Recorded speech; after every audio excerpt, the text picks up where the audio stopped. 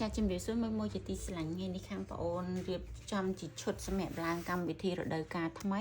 ប្រើបានទាំងកូនក្រមុំកូនកំលោះជាមួយនឹងម្ចាស់កម្មវិធីជាមួយនឹងសាច់ញាតិអញ្ចឹងពណ៌ទី1នេះយើងហៅថាពណ៌ប្រាក់បងប្រាក់បែកត្រាវប្រើជាមួយនឹងផាមុងពេជ្រសម្រាប់កម្មវិធីសូត្រមុននៅពេលល្ងាចគឺស្រស់ស្អាតខ្លាំងមែនតែនតម្លៃ promotion មួយក្បិនត្រឹមតែ$180តែប៉ុណ្ណោះ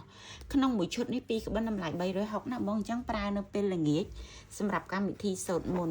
ចឹងសម្រាប់នៅពេលព្រឹកបងអាចប្រើជាមួយនឹងពណ៌មាស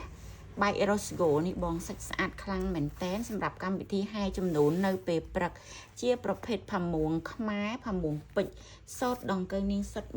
100% អញ្ចឹងយើងចូលមកដល់កម្មវិធីបន្ទាប់ទៀតគឺកម្មវិធីកាត់សក់ចាបងអាចអញ្ជើញជាមួយនឹងពណ៌បៃតងរងជើង smooth ប្រភេទសូត្រដង្កូវនាងសុទ្ធ 100% ដូចគ្នា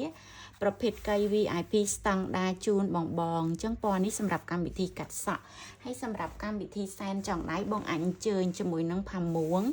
ចាពណ៌នេះស្អាតខ្លាំងមែនតែន unit ខ្លាំងមែនតែនណាបងក្របអំពិលស្អាតខ្លាំងជាមួយនឹងមកជាមួយនឹងរងជើងផ្ការំដួលបងតំណាងជាតិយើងប្រើនៅក្នុងកម្មវិធី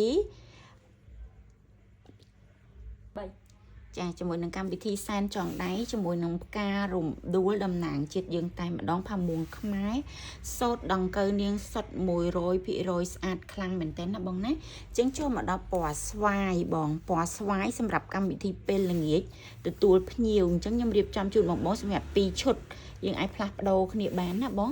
ចាអញ្ចឹងពណ៌ស្វាយជាមួយនឹងរងជើង smooth ប្រដេញសូត្រស្អាតខ្លាំងមែនតែនតម្លៃ$180ក្នុងមួយក្បិនអញ្ចឹងមួយឈុតគឺបងចាយអស់$360សម្រាប់កម្មវិធីឧត្តមស្វាមីនិងភរិយាណាបងអញ្ចឹងចូលមកដល់ពណ៌ចុងក្រោយគេគឺពណ៌កាប់ស្តាំងបងស្អាតប្លែកខ្លាំងមែនតែនខ្លាំងមែនតែនជាពណ៌ដែលមិនអាចរំលងបានអញ្ចឹង6ឈុតនេះ